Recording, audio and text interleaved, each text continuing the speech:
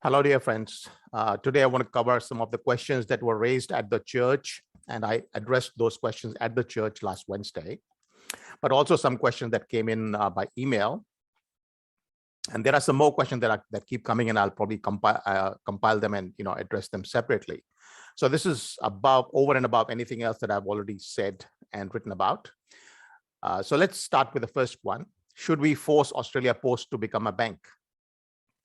This is in the context of the fact that bank branches have shut down all over Australia over the past many years. And even ATM machines are not anymore available in many shopping centers. So that people, when they draw their own money, they have to pay a special fee because only some commercial ATMs are viable and the rest of the banking ATMs are no longer viable. So this is the result of competition in the marketplace.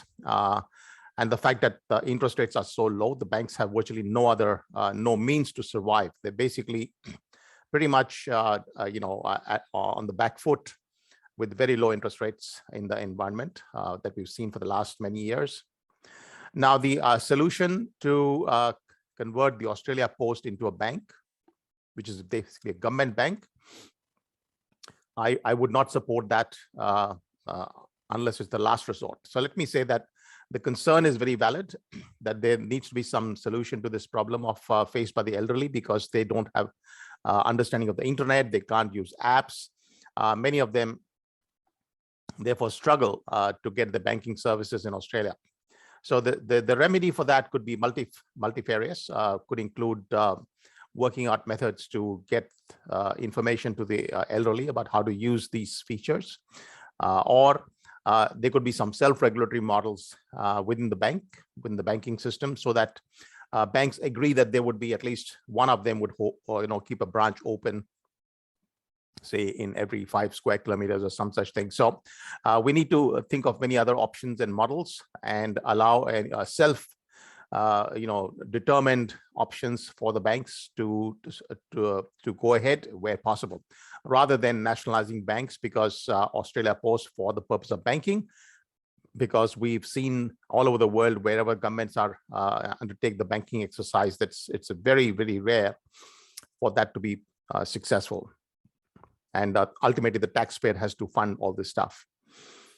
Next question I was asked is, why are human rights of Palestinians, and particularly, there's some atrocities allegedly happening in Palestine, in Israel, Israeli portion of where the Palestinians live as well. And why is that not a concern for Australian politicians? And I don't think that's the case. I believe that Australian politicians are all genuinely concerned about human rights all over the world. They don't discriminate, saying, okay, this is Palestinian, so we don't really care. Anywhere and everywhere, we should be concerned about human rights abuses. Having said that, there is a thing called geostrategic engagement and national interest, which comes in determining the level and extent to which a nation can progress some of these things, particularly a small nation like Australia with 25 million people, where the world has got 7.8 billion people. So I think on this one, I would suggest that the best option would be for Australia to use its diplomatic channels with Israel, assuming that there's a problem. So let's identify the actual problem and then get the reports from the Israelis whether this is happening. And if so, then what are the actions that they could be taking to reduce or eliminate such alleged atrocities and so on. So this would apply virtually everywhere in the world. I personally know of India, where there's a lot of human rights abuses going on under probably directly under the supervision of the government of India. And of course, with China, we know quite a lot as well. So there are a lot of geopolitical and geostrategic considerations that come in, which unfortunately have to be considered because the world is not an easy place at all. The third question was, what about the indigenous community? What's your view in terms of giving them a voice? And I think this is a point which I'm very much committed to. The indigenous community, the Aboriginals of Australia, have been here for 50,000-60,000 years. They're one of the oldest human communities anywhere in the world, and they haven't intermingled with the practically any other community for thousands of years, for tens of thousands of years. So we are sort of facing one of the most important heritage populations of the human beings in the Aborigines, and we need to number one, obviously preserve, but also B, use their learnings, having lived here in Australia for such a long time, use their learnings as a basis to build a concept of nationhood that I believe Australia needs to re-engineer, even if it's not probably there in the first place, because I'd say that Australia is still developing as a nation. It doesn't know what it is in terms of what does it stand for, where does it come from. And I think the regard for the Aboriginal culture, the Aboriginal traditions, learnings, and the way they live here, that should form the basis of this whole exercise of nationhood for Australia. Having said that, the parliament cannot be changed from the way it is organized, with the representation across the country to different communities, including Aboriginal. So that should not be disturbed. The voting rights should not be given extra voting rights to anybody, regardless of their being here for 50,000 years.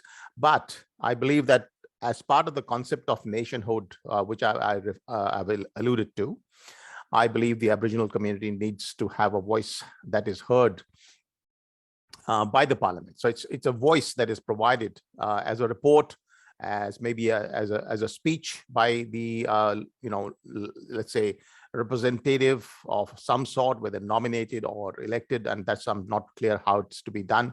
But let's say that's the kind of thing we should look forward to. So this was something like an advisory body, non-voting body, and so let's progress this matter. The next question asked in the church was about the climate change. This, I think, was asked a couple of times.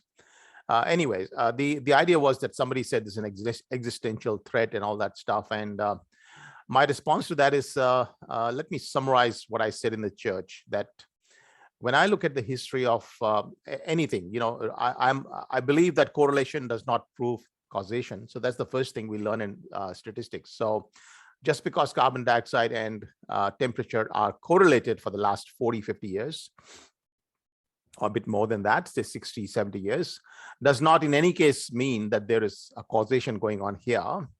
Because the moment I stretch back the timeline, so we look at even the 20th century, for example, we find that there was a lot of heating taking place, warming taking place on planet Earth in the early part of the 20th century, when there was virtually no carbon dioxide emissions. And then, in fact, when the carbon dioxide emissions started, quite a lot of them after the World War II and so on, with automobiles spreading all over the world started cooling down. So there was a significant amount of cooling, and a lot of scientists declared that the ice age is coming. So till the late 70s, there was virtually a claim that the Earth is cooling. So we don't see, even if you look at the 20th century, we don't see any correlation between these three events. And as you go back further, you find the correlation breaks down completely. And I'd suggest people look at the fact that the IPCC itself published in its first report in 1991 that 6,000 years ago there was a what is called a Holocene maximum. That was actually and recent papers have proven that it's about 2 to 3 degrees warmer than what we've had in the last century. So we've had significantly hotter temperature just 6,000 years ago. Then we had temperatures pretty close to what we've had in the medieval warming. That was as well published in the IPCC's own report. And this is all proven again and again in the various encyclopedias of geology. So I'm not cooking up this stuff. It's all absolutely clear as you go back in time and look at the studies and look at what is showing us. So we're not seeing any, so there's a warming going on, but there's no carbon, man-made carbon, and so on and so forth. So I won't go into details, but the fact is that this correlation is not causation, is the first thing to note. So what I would be saying is that from the data that I've seen, there is no existential threat from carbon dioxide. The climate is always changing and it will continue to change. It is definitely warming for the last 30, 40 years. And so we start having some heat waves and other things, but there's no extra, IPCC itself says there is no extraordinary increase in extreme events. And therefore, I personally would say calm down, start asking questions. At the very minimum, try to prove to somebody else like me that this is a real thing. And in that case, you'd have to actually demonstrate by using simple data and simple analysis that this is the case. And rather than pointing out some climate models, and as we know with COVID, climate, all models, including mathematical models in economics, they are as good as the assumptions. So there's garbage in and garbage out. And we saw that with COVID. We have seen that with climate. They've all been exaggerating the potential warming on the planet. And so they're completely wrong. So let's not even go to the modeling side. Let's look at the real data, and then we start discussing it. NDIS was the next question, and the need for more funding. And here's the interesting thing. I think the Liberal Party candidate, Keith Wolahan, actually was on the right track on this one. And I agreed with him. I said, look, and he said that, look, there are people in the scheme who are rorting the scheme. They are basically misrepresenting and cheating, overcharging and so on. And so one of the things that happens with all the government programs where there's welfare involved, because of the fact that the objective is good, then all sorts of leeches come into the system. And they could be leeches within the government who are managing the thing, and there are leeches outside the system who are exploiting the system. So the actual person to whom we have supposed to give the benefit is not necessarily receiving these benefits adequately. So the first step before we even think of more funding is to tighten up the system completely from all sides, so that the internal management is much more robust, and the controls on any corruption are significantly reduced.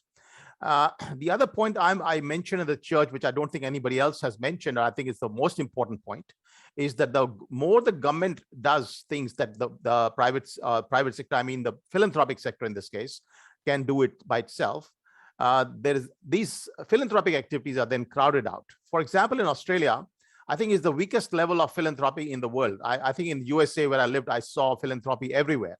I don't see much sign of philanthropy in Australia because the government has taken over charge of everything. And so the private sector then basically just buys its own yachts and mansions and flies around the world and burns the money. The billionaires of Australia are not committed to the country. They are basically squandering their wealth into projects that do not really benefit the country as such. Whereas in the USA, I find much more of this philanthropic culture among the billionaires. So why are the billionaires not looking after the disabled of Australia? Why aren't we having more private or what I call philanthropic activity in this sector? So I think and by the way, I do not mean by this that we have to increase taxes for the billionaires. I'm not saying that. I'm saying, why do we not encourage? Why are we getting less contribution from the billionaires in Australia? It should be voluntary. I'm not saying they should be forced. So after having done that, then keep in mind that the government, the Liberal and Labour government, have already racked up a deficit, and where Keith Wolahan didn't really, understand that his own party is responsible. And I explained how badly these guys have overreacted to the COVID pandemic and burnt hundreds of billions of dollars. And so the Liberals have actually caused the massive amount of deficits that we have and the debt. And so where is this money going to come from for more NDIS funding? Got to think of all these things before we jump into one-sided commitments to increase funding. It's not only about funding, it's about a number of things. The next thing was overseas aid, which is similar to the NDIS question. People want more overseas aid from Australia. Well, people should realize, I think people should know by now that Australia is a very small country in the world. It's not even a drop in the ocean of the population of the world. 7,800 million people live on this earth. 7,800 million. Australia has 25 million of them. And so when we start talking about this small little country trying to fund other countries, we got to be realistic out here, okay? The second is we've already ruined our economy with the Liberals and Labour Party destroying it completely in the last 2 years. Now we've got this massive inflation as a result, for example. So with that situation, overseas aid needs to be tempered in terms of what can be done. The second point I mentioned at the church is Peter Bohr. Peter Bohr is wrote this I forget the name of his book, but he studied this issue quite extensively, the foreign aid issue. And he identified that fungibility was a serious problem here. So that those countries who were on the receiving end of the foreign aid were actually using that foreign aid for things they would have otherwise done. And that money that they saved then was spent on defense, basically beefing up and buying more arms, or in just throwing and burning the money away. So overseas aid might sound good, but that is something these countries would have done on their own. So why do we fund them extra? Because that extra money goes into the pockets of corruption, or just goes into buying more arms and causes more wars. So let's be very careful about the overseas thing. But finally, I mentioned at the church, and I mentioned once again here, is that we need to have a partnership with the Pacific Island nations across the Australian northern border.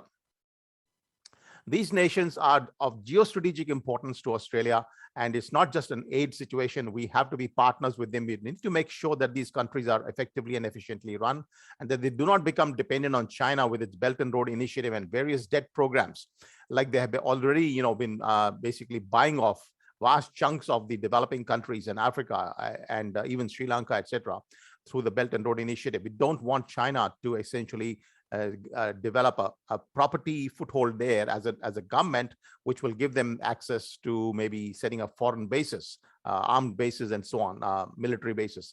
We don't want that to happen. So overseas aid, the word is not appropriate. It's overseas partnerships with geostrategic interest of Australia in mind. The next question at the church was about the Federal Corruption Commission. Everybody thinks it's a great idea, and I think it's a good idea, but I don't think it's the only solution to the problem of corruption. I think we need to have a debate about what causes corruption, what kind of corruption are we talking about. I think the biggest corruption that we saw in the COVID pandemic is not even discussed in this process, and the biggest corruption was the political funding of the pharmaceutical companies, which means that they managed to get access and sign contracts which are secret from the community for vast amounts of vaccines, for pharmaceuticals, etc. Why are we not looking at political funding by companies, which then gives them access? This is not free money. It's not free money to the political parties. It's basically money with a particular intent. And therefore, political funding becomes a very, very critical part of corruption. And I think when I spoke about this to Keith Wallahan, and he kept quiet, because it really, the Liberal Party has been taking so much money from pharmaceutical companies, and then they go around, doing things like they did with buying vast amounts of vaccine, well about 6 or 8 times the population of Australia. That many vaccines were purchased, and the contracts aren't available. That is corruption. What about the PPE? The vast amounts of PPE purchased during the pandemic, that was corruption in many cases. There are clear proofs of that emerging from all over the world. We need to look at these in Australia as well. And so the commission is only one of the things. By all means have a commission, but it should be very carefully designed to make sure that it's looking after everything, and that politicians don't get out simply because they have not personally taken some money. Okay, got to be very careful about that. We don't want a corruption commission that only looks at small petty crime and petty corruption, rather than the large-scale corruption that took place in Australia the last 2 years. The other questions were more social from the voter that I received. Do you believe a woman is an adult human female or a gender identity? And I think that's very clear. I'm a student of biology, national science talent scholar with biology as the subject, which I took in school, high school, after finishing it. No, there are X and Y chromosomes, and I stick to the original concept of biology that a woman is an adult human female. And do you stand for affirmative action for women in government? And I say no. I stand against all kinds of affirmative action. Absolutely any and every kind of affirmative action. We want to provide reasonable equality of opportunity so that everyone can get the kind of education, the best kind of education that we can probably possibly provide. Having done that, let everyone be on the same page as far as competing in the open market. And I would say no preferences for any particular thing under the law. And I think the Equal Opportunity Acts are very clear. No discrimination against anybody, but no affirmative action, please. 3, do you acknowledge the sex-based oppression of women and stand for protecting women's sex-based rights, such as protect private spaces and categories in sport. I don't know what is a sex-based oppression of women. I think this is a very general comment, but I definitely agree with protected spaces. Toilets for women. I think that's very obvious, right? We've had a bit of a confusion going on in the last few years, and look, there can be toilets with a single door, which are unisex, etc. We have them as well. But if you want to have a proper, a separate area which says women, and in which you have transgender men go in, I think that's not appropriate. And I think same applies in sports, but not necessarily, I would say. There are some sports where all kinds of everybody, can compete equally. Any adult can compete equally, let's say, and they can be like shooting and other things. At the same time, there are ones where the muscle comes in and other such qualities come in, and they're determined by biology, as I have been talking about. So in those cases, you need to have obviously the three categories, the men and the women and the transgender. And of course, you need also another category for those who are disabled, and we already have a category for disabled. So why not another one for the transgender? So that it's just a matter of buying an extra few medals for them, and that should be fine. And there should not be any such need to make women feel under pressure because they've got somebody who doesn't have the qualities of a woman, the biological qualities, and yet are competing with them in sport or are available in the same toilet area and so on. So this is not good. Next question. Do you believe men should be entitled to purchase sexual services, sexual access to others' bodies? And I don't know about why it's only men written here. It should be anybody. And I think the answer to that is this is an area where we have to be very careful to not impose our values on other adults. So I would say, to the extent that this is completely consensual and between two consenting adults, we as a people cannot be interested in that particular transaction. All we do want is that there should be no harm. And there are plenty of examples of harm in this area. This is a very, very difficult area. So we have already been studying this. I think there are regulations in Victoria, for example, that need to be further refined, etc., continuously refined to make sure that any harms in this kind of a trade are significantly reduced, and we should minimize the need for such kind of a thing, because normal good relationships should be available to everybody in a good, healthy society. But I would not be going anywhere near a ban, because anything that's banned will actually become a hotbed of corruption and crime. And no, instead of banning, this kind of thing should be regulated, and regulation should be done in a way that it minimizes harm. The next question asked was, what's your stance on LGBT rights?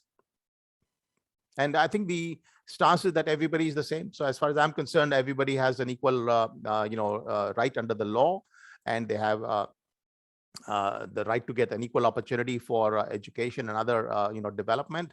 So I personally don't discriminate, and I think no one should discriminate against anybody on any such grounds. This is it's a matter for people to, once they have got a particular view on a certain thing. Except, as I said, we cannot allow, we should not allow, this transgender confusion in sports and other things where it actually causes confusion. But for everything else, I think we should follow a traditional system of, proper rights for everybody.